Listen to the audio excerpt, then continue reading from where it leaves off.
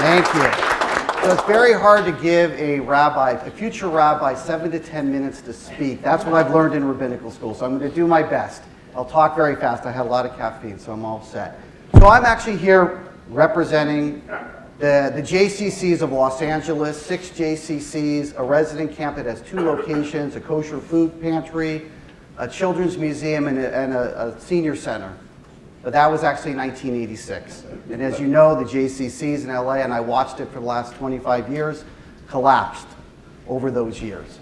At the same time, the Shalom Institute actually was kind of rising in terms of what we were doing, going from a resident camp to actually becoming an experiential Jewish education center where we started running programs with our expertise for religious schools, for synagogues, for day schools, for all different parts of the Jewish community. They're asking us to help us run their programs, not to be a rental site, not to be a retreat center, but actually to be a place where we're actually running their programs and helping them accomplish their mission. And we didn't call them clients, we called them partners.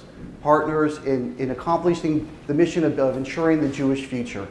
And we have about 70, 80 partners from all different denominations, from Reform to Orthodox.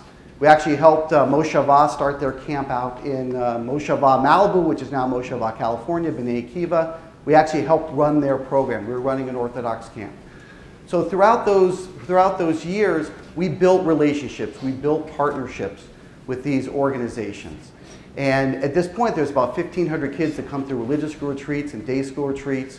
And over time, as the JCCs kind of went away and we were kind of rising up, these partnerships helped us to expand even more. And I'm going to actually focus a little bit on one partnership or one thing that we're doing in terms of community engagement, which is, I think, is new and unique. But I want to just touch on a few of the other ones and how we're seen, because the JCCs Greater Los Angeles don't exist anymore. And we've actually positioned ourselves to be a community convener in a very unique way, because it's a changing community. There's also It's a very large Jewish community, and there's a lot of, the synagogues are all struggling. I mean, same thing in every other community. I think what we're providing is a way to bring people together under the big Jewish tent and convene and sort of be the neutral body. So a few examples are this. One is we help coordinate a thing called Shabbat in the Park. There's over about 1,000 people. Through the Jewish Federation, they actually pay us. We're the bank. And we coordinate about 15 different organizations, 13 synagogues in the San Fernando Valley.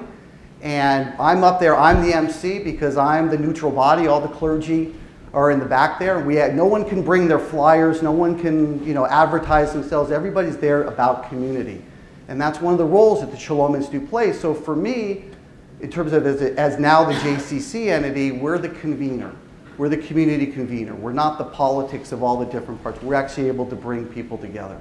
The other thing that we started many years ago was a program called Sharut Le'olam, which is in its 9th year. It's also known as the Jewish Federation Teen Leadership Corps. So we have kids that come from, there are 4 or 5 different Jewish overnight camps in Southern California. We have kids that come from those different camps. We have kids who come from USY, VBYO, NIFTY, all from the community for a year, and we train them. We teach them leadership skills, advocacy. The basis is social justice with Jewish World Watch and the environment. But again, we're seen as the neutral body we can be. We're not just that camp or that organization. We're actually bringing these teens together, and a lot of them are going back. The goal is going back to their organizations to become leaders in BBYO. We don't want their BBYO or USY or camp presidents, leaders. We actually want the people that are coming up, 9th through 11th graders, they're going to be their future leaders. And we're offering the community this training. They have 3 boot camp weekends. They're out in the community doing social justice, social action, service, but basically a year of training. The other thing that we started with a temple and JQ International is called the JQSA, the Jewish Queer Straight Alliance. So in Los Angeles, there are, in different high schools, there are gay straight alliances for teenagers, but nothing in a Jewish context. So we partnered together with JQ International in one synagogue in the San Fernando Valley. Now it's part of the Jewish Federation Accelerator, so we have one kind of chapter or one area. Soon we're going to be expanding it, but these are teens that are coming together to discuss issues, to have support. There's retreats, there's gatherings. We're actually partnering with the synagogues as well, so each time it rotates to different synagogues. But again, as our role in the community, a community convener. The other thing I was late to the conference because I had a meeting yesterday morning at the Los Angeles Museum of the Holocaust, and this is another example. We're planning at May 1st, which is later that week is Yom HaShoah. We're planning, they actually have a community commemoration every year with about 2,000 or 3,000 people, including the mayor of Los Angeles. We have a Torah, and many communities like yours have Torahs that were rescued from the Holocaust. Camp Tawonga has one, I see Ken in the back. It's 250 years old. There are 1,564 Torahs that were rescued, and now that were on loan to communities all over the United States, or all over the world actually, from the Memorial Scrolls Trust in London. We're restoring our Torah this year. We're calling it Shana Torah. We started it back in June.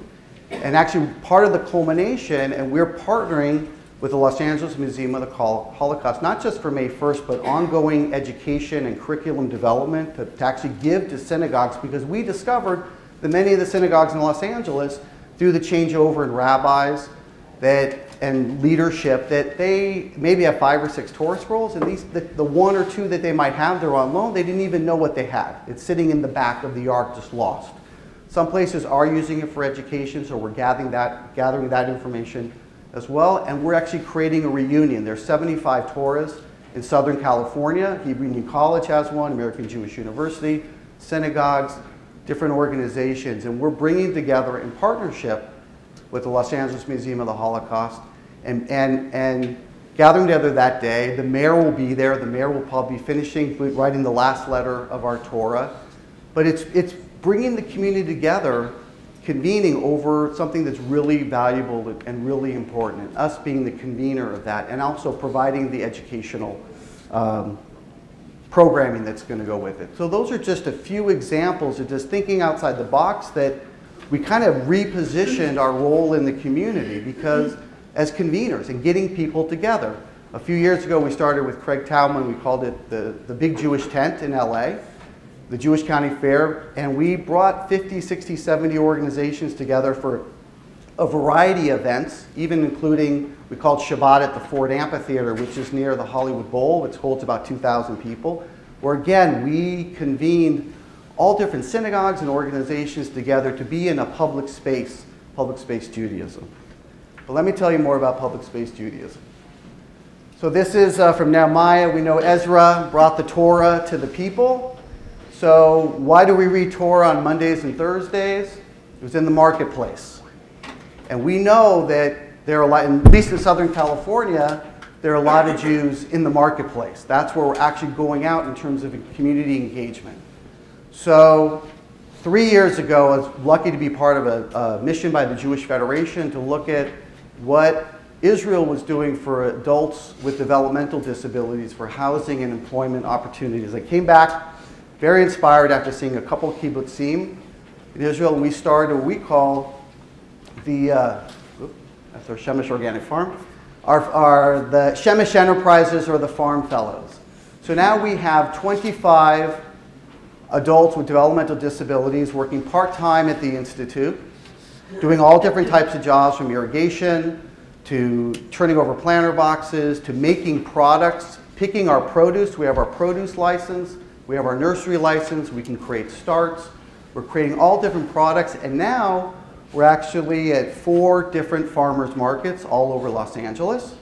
And not only it's amazing, this is Brittany, 27 years old, who has autism, who is our best salesperson, all of our fellows out there selling.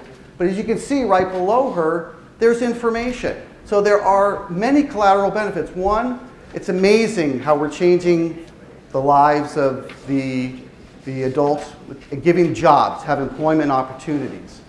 It's changing their lives. The other part is that the collateral benefit is we're out in the community. We're there where the Jews are. We're actually handing out information. We run 2 PJ Library family camps. That's another one of our partnerships. We're getting people to come to PJ Library. This weekend, we're running with interfaithfamily.com, Interfaith Family Camp. We're having information out there. People see Shalom. We're like the only Jewish entity out there.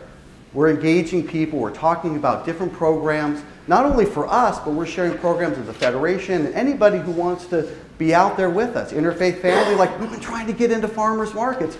Well, come join, volunteer for the day, be out there, and you can actually help us, and you can help yourself too, because you're out there in the community. That's where the people are at. So you can see it's community engagement. And it's a social enterprise. So we're actually developing products, we're selling products. We do have a grant from the Jewish Federation. We just got a cutting-edge grant from the Jewish Communities Foundation to scale it up and really expand our reach, because it's not, when we're thinking about it, yeah, we're thinking about from a business model of being out in the, where are we going to be, but we're thinking about being in farmers markets where the Jewish community is at, because we want to be able to engage them. And the next thing, the next grant that we're writing, we'll be starting it in the fall. I call it Torah on Topanga, which is Topanga Canyon Boulevard in Los Angeles. There's a new place called The Village, a Westfield, where we are at the farmers market. And they said we could do it, depending on how we organize it. But basically, we can have another tent. We have a thing called we call it the Jamba Juice Bike Blender, which is like a bike, you pedal power and you make smoothies on the back.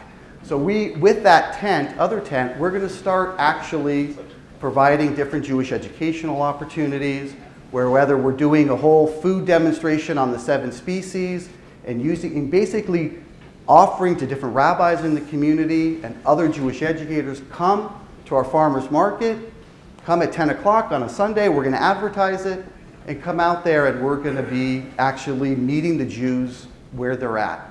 And we're also letting them know, to marketing, where we're at. Come up and do a program with us, or go out in the community with all of our partners and get involved in the community. So that's the Shemesh Enterprises. And that's basically it. So it's just thinking, those are just like 4 or 5 examples. I'm very happy to talk more with any of you, but it's just really going out, and I just think for me there's a lot of rooms that people ask me, why are you in? And then when I'm not there after many years, whether it's an inclusion or I'm at the West Valley Rabbinic Task Force meeting or I'm at this meeting or whatever, and then when we're not in the room, the Shalom Institute, like, where were you? So it's just really getting yourselves out there and thinking outside the box. Thank you.